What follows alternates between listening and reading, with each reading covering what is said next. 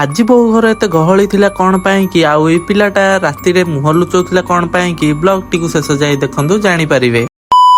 ତ ସମସ୍ତଙ୍କୁ ମୋର ଜୟ ଜଗନ୍ନାଥ। ଆଜି ଦିପହରେ ଭାତ ଖାଇସାରି ପଇସା ଧରି ଛିଣ୍ଡା ଚପଲ ପିନ୍ଧି ମୁଁ ଚାଲି ଯାଇଥିଲି ଦେଖିବାକୁ ଘର ବାହାରେ କ୍ରିକେଟ ମ୍ୟାଚ। କ୍ୟାମେରା ବୁଲେଇକି ଦେଖିଲା ବେଳକୁ ଏଇ ପ୍ରାଣୀଟା ଠିଆ ହେଇଥିଲା ବୋକା ପରିକା। ତାପରେ ଏଇ ଦିଟା ପିଲା ତାକୁ ଚିଡଉଥିଲେ ହସି ହସିକା। ଆଉଥରେ କହିଲୁ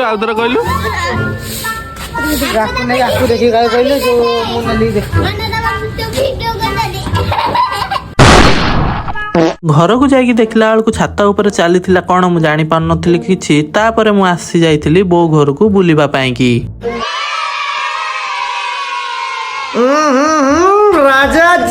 ତାପରେ ମୋଟୁ ଆଉ ମୁଁ ଗାଡିରେ ପେଟ୍ରୋଲ ପକେଇ ଦେଇକି ବାହାରି ଯାଇଥିଲୁ ପାର୍କ ବୁଲିବା ପାଇଁ କି। ପାର୍କରେ ପହଞ୍ଚିଲା ବେଳକୁ ହେଇଯାଇଥିଲା ସନ୍ଧ୍ୟା। ତାପରେ ଆମେ ରିଟର୍ନ କରୁଥିଲୁ ଘରକୁ। ତ ଏମିତି ମୋର ମିନି ବ୍ଲଗ୍ସ ପାଇଁ ମୋ ୟୁଟ୍ୟୁବ ଚ୍ୟାନେଲକୁ ସବସ୍କ୍ରାଇବ କରନ୍ତୁ, ଆଉ ଇନଷ୍ଟାଗ୍ରାମ ଆଉ ଫେସବୁକ୍ ପେଜକୁ ଫଲୋ କରନ୍ତୁ। ରହୁଛି ଜୟ ଜଗନ୍ନାଥ।